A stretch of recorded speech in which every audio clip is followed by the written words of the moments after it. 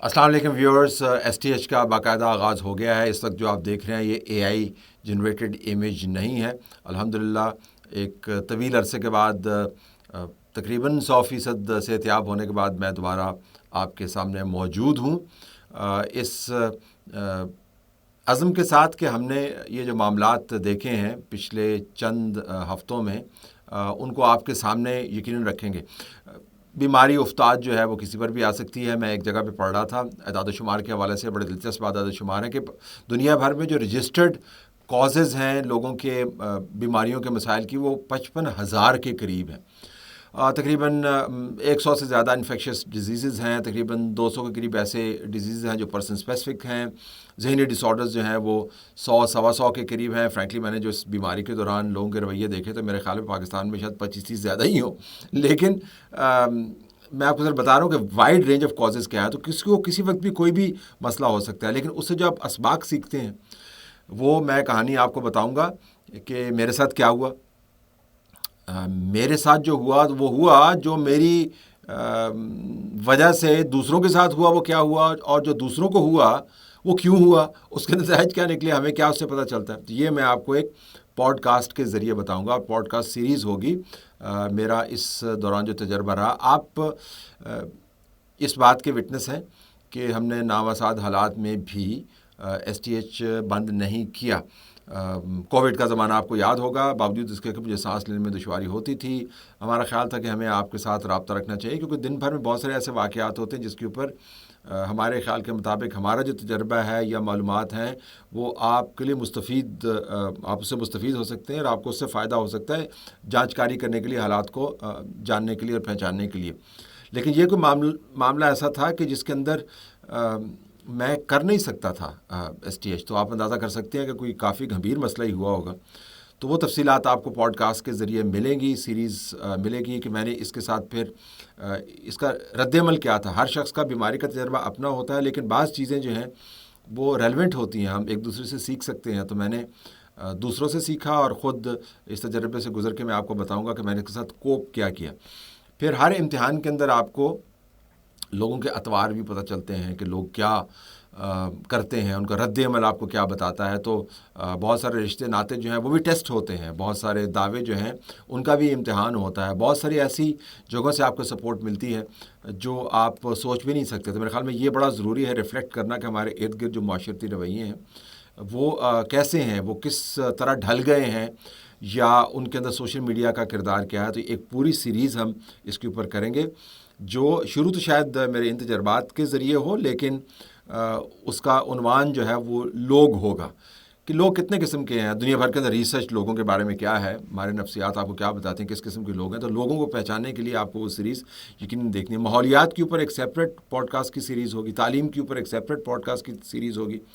तो आप ये कह सकते हैं कि भाई इतना काम जो है वो कैसे होगा। इस वजह से होगा कि अल्हम्दुलिल्लाह पिछले तकरीबन 2-2.5 हफ्तों के अंदर जब हम काम नहीं कर रहे थे और अपने मसाइल से दो चार थे और उनसे निपटने के लिए कुछ दाव पेच कर रहे थे, खुदावंद ताला की मदद के तलबगार थे, तो तब हमने एक स्टूडियो भी बनाया और एक छत के नीचे हमने STH का तमाम काम जो है वो अब मूव कर दिया है। फर्स्ट रेट स्टूडियो है, इसकी कैपेसिटी बहुत अच्छी है और यहाँ से हम बहुत सारा काम कर सकते हैं।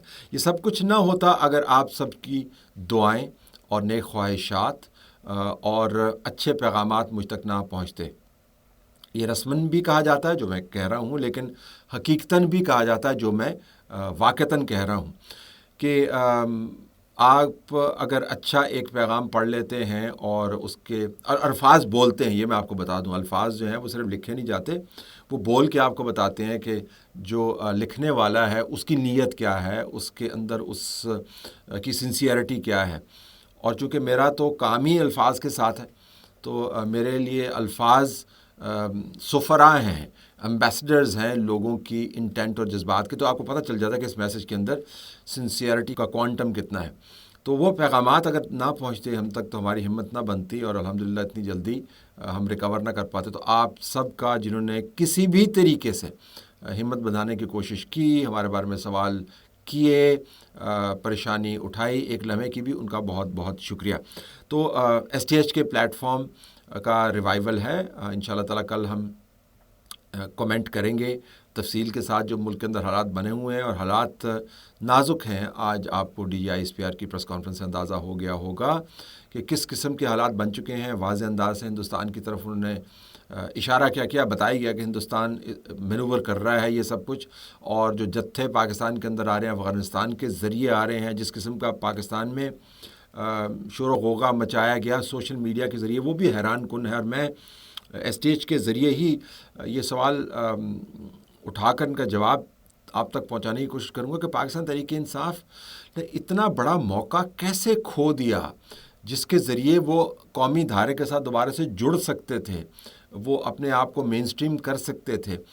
سوشل میڈیا کے اوپر جو ان کے پلیٹ فارمز ہیں، ان سے جس قسم کے پیغامات گئے، میں تمام تر تاریخ کا ادراک رکھتے ہوئے پھر بھی دل ماننے کو مائل نہیں ہے کہ واقعتاً کوئی سیاسی جماعت یا اس کا سوشل میڈیا ان حالات کے اندر یہ پیغامات دے سکتا ہے۔ اور اگر یہ پیغامات ہیں تو پھر اس کا مقصد کیا ہے؟ مطلب ان حالات کو آپ فوج کی قیادت کی طرف ان کا رخ موڑنے کی کوشش کر کے، یا ریاستی امور کے اندر سیاسی معاملات کو الجھا کر، یا اس کے اوپر طنز کر کے، یا تحقیر والا رویہ اپنا کر، یا خام خواہ کی تنقید کر کے آپ کیا حاصل کرنا چاہتے ہیں؟ ہر سیاسی جماعت کا ایک ہدف ہوتا ہے۔ تو یہ سوالات بڑے اہم ہیں اسٹیبلشمنٹ کے لیے، بڑے اہم سوالات ہیں جو ہم STH کے آنے والے پروگرامز میں آپ کے سامنے رکھیں گے کہ بھائی یہ روزانہ کا معاملہ بن گیا ہے۔ آرمی چیف نے ایک بیان میں کہا تھا کہ جب تک مائیں خون نچھاور کرتی ہیں پاکستان کی سرزمین پر کوئی آنچ نہیں آ سکتی۔ بالکل درست کہا۔ جس قوم کے اندر قربانی دینے کا جذبہ موجود ہے اس کو زوال نہیں ہے، لیکن مسلسل قربانی کے بھی نقصانات ہیں۔ مسلسل قربانی بھی کوئی پالیسی نہیں ہے، تو ہم نے کہیں نہ کہیں جا کر یہ لائن ڈرا کرنی ہوگی کہ جو کاسٹ ہمیں پے کرنی پڑ رہی ہے اس کو ہم نے منیمائز کیسے کرنا ہے، اور اس معاملے کو آپ نے حل تو کرنا ہے کہ نہیں۔ یہ مسلسل جنگ کی حالت میں ہم نہیں رہ سکتے، کوئی ملک مسلسل جنگ کی حالت میں نہیں رہ سکتا۔ آپ نے کہیں نہ کہیں جا کے اس کو کلوجر کرنا ہے، تو کلوجر کرنے کے لیے یہ سال بڑے اہم ہے۔ یہ واقعہ جعفر ایکسپریس کا بہت اہم ہے۔ تو اس کے بعد اسٹیبلشمنٹ کے سامنے بہت بڑا چیلنج ہے، حکومت وقت کے لیے بہت بڑا چیلنج ہے کہ تمام پلانز جو آپ نے بنائے ہوئے اکنامک ریوائول کے لیے، لوگوں کو نوکریاں مہیا کرنے کے لیے، اسٹیبلائز کرنے کے لیے، دنیا کی سپورٹ لینے کے لیے، وہ دھرے کے دھرے رہ جائیں گے۔ اور آپ گواہ ہیں کہ میں نے STH کے اندر جب ہم AI کا تجربہ کر رہے تھے اس کے اندر بھی میں نے یہی بات کی تھی کہ پاکستان میں آپ کو حقیقی سٹیبلٹی لانی ہے۔ تو جن نمبرز کے اوپر ہم نے تکیہ کیا ہوا ہے پاکستان کو ریوائیو کرنے کے لیے، ان کو تو بہت بڑا دھچکا لگتا ہے جب بھی دہشت گردی کا واقعہ ہوتا ہے۔ پھر آپ کو سیاسی الجھاؤ کو بھی سلجھانا ہوگا۔ اب پاکستان تحریک انصاف کی اٹھان جس طرف ہے اس طرف ہے، لیکن کیا کریں، وہ موجود ہیں سیاسی منظر نامے کے اوپر۔ تو اس حالت میں آپ نے ان کے ساتھ کیسے ٹیکل کرنا ہے؟ ان کو جتھا، گروہ، فسادی تو آپ ڈکلیئر کر سکتے ہیں، لیکن حقیقتاً آپ ان کو کیا اگنور کر سکتے ہیں؟ یہ بہت بڑے سوال ہیں۔ تو پاکستان ایک مومنٹ آف ٹروتھ اس کو انگریزی میں کہتے ہیں، یعنی ایک ایسی حقیقت جس سے آپ منہ نہیں موڑ سکتے، اس وقت ہمارے سامنے کھڑی ہے۔ اس حقیقت سے آپ جان نہیں چھڑا سکتے، اس حقیقت کو آپ نے ٹیکل کرنا ہے، اور یہاں پر جو ہم فیصلے کریں گے وہ فیصلے آنے والے دنوں میں پاکستان کا رخ ڈیفائن کریں گے۔ تو تمام چیزیں ہم STH کے ذریعے آپ کے سامنے لے کر آئیں گے، لیکن آج چونکہ ایک اوپننگ ہے یا ری اوپننگ ہے، تو اس وجہ سے آج میں نے صرف آپ کو شکریہ ادا کرنا تھا، اور ہم نے آپ کو بتانا تھا کہ آنے والے دنوں میں مزید کام کریں گے، بھرپور کام کریں گے، مثبت کام کریں گے، اور کوشش کریں گے کہ جو ہماری روایت ہے وہ جدید تکنیکی سہولیات جو اللہ کے شکر سے اور آپ کی دعاؤں سے ہم نے حاصل کی ہیں، ایک چھت کے نیچے ہم لے کے آئے ہیں، ان کو کیسے استعمال کریں، اور ایسے استعمال کریں کہ STH ایک نئے لیول کے اوپر آپ دیکھ پائیں۔ تو دوبارہ سے آپ سب کا بہت شکریہ۔ I am back hopefully with a bang.